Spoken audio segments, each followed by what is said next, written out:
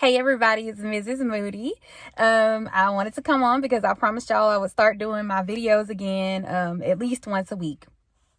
So today I just wanted to, I guess it's more of a teaching tip, but I wanted to share this strategy with you guys on how to help your students and your children understand how to solve math problems when maybe it's just a number sentence.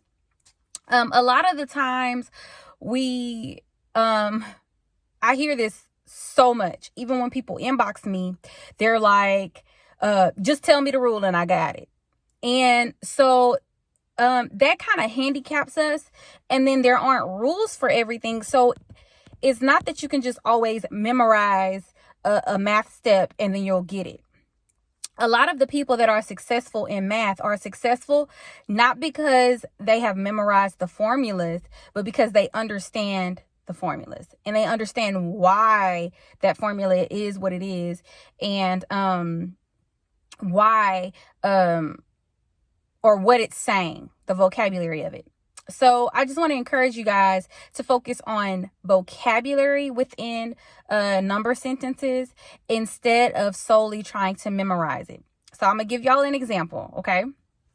I wore this shirt today, not thinking anything of it. But then my son read it to me and then he was like, what does that mean, right? So if you look at it, it says YOLO, LOL, JK, BRB, Jesus. Right?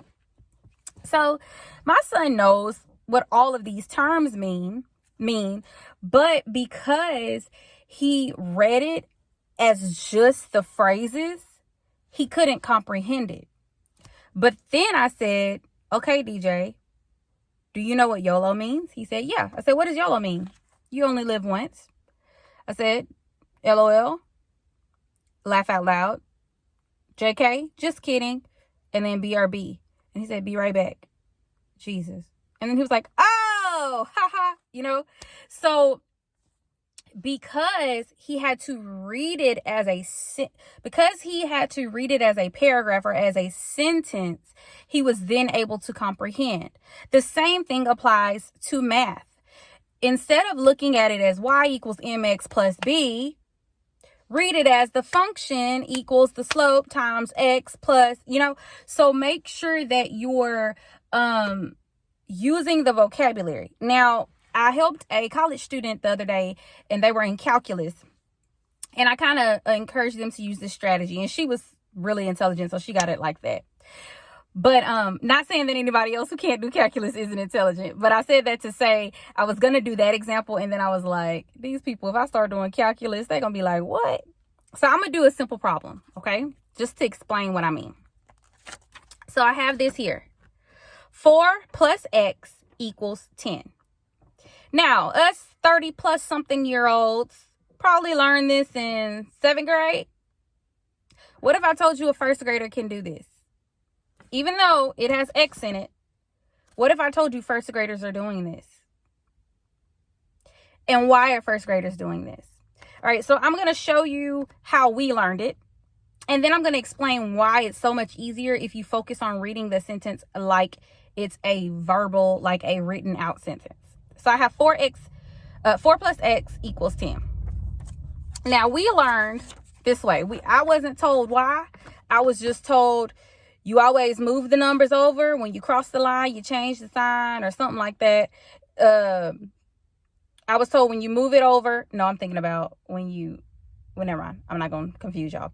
So when you move it over, it becomes a -4. So it's 10 minus 4. So x equals 10 minus 4. So 10 minus 4 is 6. Okay, this is how I was taught, like in 7th grade. I wasn't taught why I was moving that over. I was just told this is the rule, you memorize it, right? So if I tried to tell a first grader to do this, they would probably be like, what? I changed the sign, what? I'll make it a negative. They wouldn't get it, right? But what if I started with the basics? I have 4 plus x equals 10. All x means is something that is unknown. I don't know what it is. So it's a question mark. That is all x means. All x is something that I don't know. It's a number that I don't have right now, right? So I can change that and read it like it's a sentence. 4 plus something equals 10. 4 plus what equals 10? Well, now I can do that without thinking.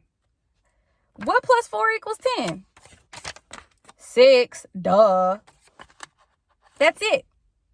And as a 7th grader, I already know what 4 plus 6 equals 10. So I don't even have to do math for that. But when we get so caught up on, and I'm starting to sweat because I'm in this hot car. When we get so caught up on, just tell me the rule. Okay, what I do next? Now, what do I do next?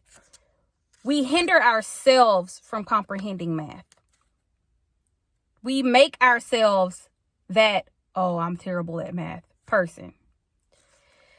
Start switching from teaching your children to memorize the steps to teaching them to read the sentences as what they are. Insert those vocabulary words. So instead of saying X, say something I don't know.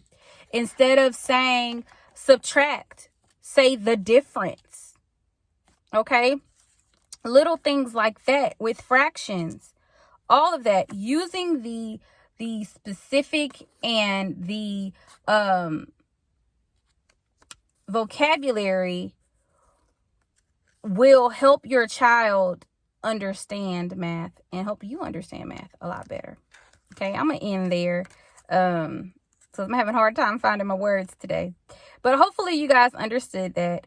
And I'll be back next week for sure, but maybe I'll have another video this week. All right, bye.